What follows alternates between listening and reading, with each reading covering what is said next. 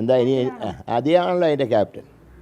അദ്ദേഹം എല്ലാത്തിലും ക്യാപ്റ്റനാണ്. ഇപ്പോൾ എല്ലാ വിഷയത്തിലും അദ്ദേഹം ക്യാപ്റ്റനാണ്. അതുകൊണ്ട് തന്നെ LDFൻ്റെ പരാജയത്തിൻ്റെ മുഖ്യ കാരണം നാളെ അദ്ദേഹം തന്നെയായിരിക്കും, ക്യാപ്റ്റൻ തന്നെയായിരിക്കും എൻ്റെ കാരണം. അല്ല, അതിപ്പോൾ അദ്ദേഹത്തിന് സ്വാഗതം ചെയ്യാണ്ട് നിവർത്തിയില്ലല്ലോ. എല്ലാ തിരുപ്പം കളിയും കളിക്കുകയും ചെയ്തിട്ട് അവസാനം കോടതിയിൽ തോറ്റപ്പോൾ സ്വാഗതം ചെയ്യുക. ഏതായാലും സ്വാഗതം ചെയ്തല്ല, അത്രയെങ്കിലും നന്ദി.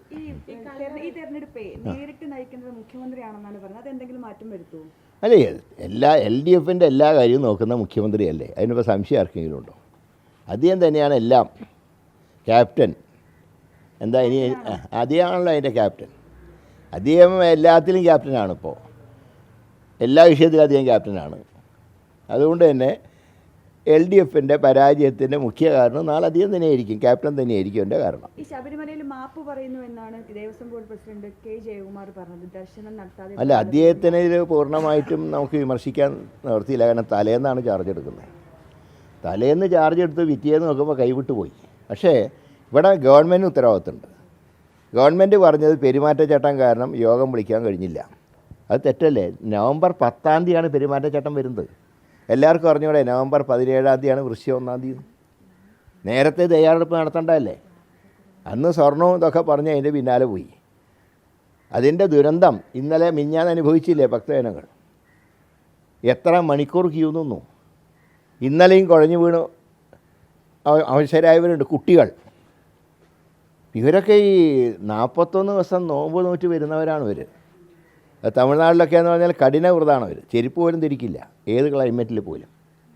കേരളത്തിലുള്ള ഞങ്ങളൊക്കെ എല്ലാ വർഷവും പോകുന്നവരാണ്. ഞങ്ങളെക്കാൾ കൂടുതൽ പിന്നെ ഭക്തിയുള്ളവരാണ് അവർ. അങ്ങനെയുള്ളവർ വന്നിട്ട് തൊഴുകാൻ കഴിയാതെ മടങ്ങിപ്പോകാമെന്ന് പറഞ്ഞാൽ അതിൻ്റെ ദേവസ്വം ബോർഡിന് മാത്രമല്ല ഗവൺമെൻറ്റിന് ഉത്തരവാദിത്തമുണ്ട്. മുന്നൊരുക്കം നടത്തേണ്ട ഗവൺമെൻറ്റായിരുന്നു. തീർച്ചയായിട്ടും സ്ഥാനാർത്ഥിക്കെതിരെ വലിയ രീതിയിലുള്ളൊരു പരാതി ഉയർന്നു വരുന്നുണ്ട്. അത് കല്ലറ ബ്ലോക്ക് ജനറൽ സെക്രട്ടറി ആയിട്ടുള്ള റാസിയാണ് നൽകുന്നത്. അതിൽ നമുക്ക് എല്ലാവർക്കും ഇഷ്ടപ്പെട്ട സ്ഥാനാർത്ഥി വന്നതൊന്നും വരില്ല. ഞങ്ങൾ താഴെ തട്ടിൽ നിന്ന് വരുന്ന നിർദ്ദേശങ്ങൾ അനുസരിച്ചാണ് ഇത്തവണ സ്ഥാനാർത്ഥി നിർണയം പൂർത്തീകരിച്ചിട്ടുള്ളത്. DCC ജനറൽ സെക്രട്ടറി ആയിട്ടുള്ള കല്ലറയിലെ സ്ഥാനാർത്ഥി നിരന്തര സ്ത്രീകൾക്കെതിരെ അപവാദ പ്രചരണം, സ്ത്രീകളെ അപമാനിക്കുന്ന രീതിയിലുള്ള വ്യക്തിയാണ്. അങ്ങനെ പരാതി പറഞ്ഞ ഒരു വനിത ആദ്യമായിട്ട് കൈരളിക്കാണ് ഇൻ്റർവ്യൂ കൊടുത്തത്. അപ്പോൾ അതിൽ നിന്ന് തന്നെ ഇതിൻ്റെ രാഷ്ട്രീയ വശം എന്താ ഞങ്ങൾക്ക് മനസ്സിലാക്കാൻ കഴിയും.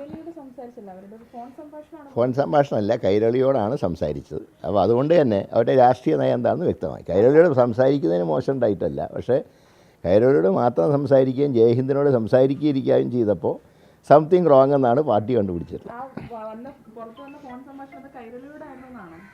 ഏതായാലും പാർട്ടി സ്ഥാനാർത്ഥിയെ നിശ്ചയിച്ചു.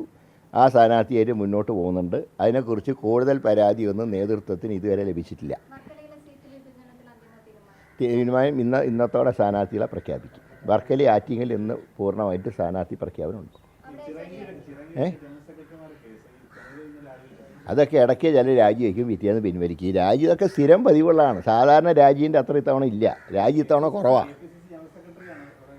KPC ജനറൽ സെക്രട്ടറിമാരൊന്നും അങ്ങനെ സ്ഥാനങ്ങൾ രാജിവെക്കാൻ പാടില്ല. അവർക്ക് ഉത്തരവാദിത്തപ്പെട്ട സ്ഥാനങ്ങൾ വഹിക്കുന്നവരാണ്. അങ്ങനെയുള്ളവർ ഈ സന്ദർഭത്തിൽ പ്രശ്നങ്ങൾ പരിഹരിക്കാനാണ് നോക്കേണ്ടത്. അതിന് പകരം രാജിവെച്ച് വെറുതെ വാർത്ത ഉണ്ടാക്കരുത്. പിന്നെ എല്ലാ പാർട്ടിയിലും ഇത്തവണ പ്രശ്നങ്ങളുണ്ട്. CPM-ലും ഉണ്ട്, BJP-യിലും ഉണ്ട്, കൂട്ടത്തിൽ കുറച്ച് ഞങ്ങളുടെ പാർട്ടിയിലുണ്ട്. അതിൽ കൂടുതലായിട്ടൊന്നുമില്ല.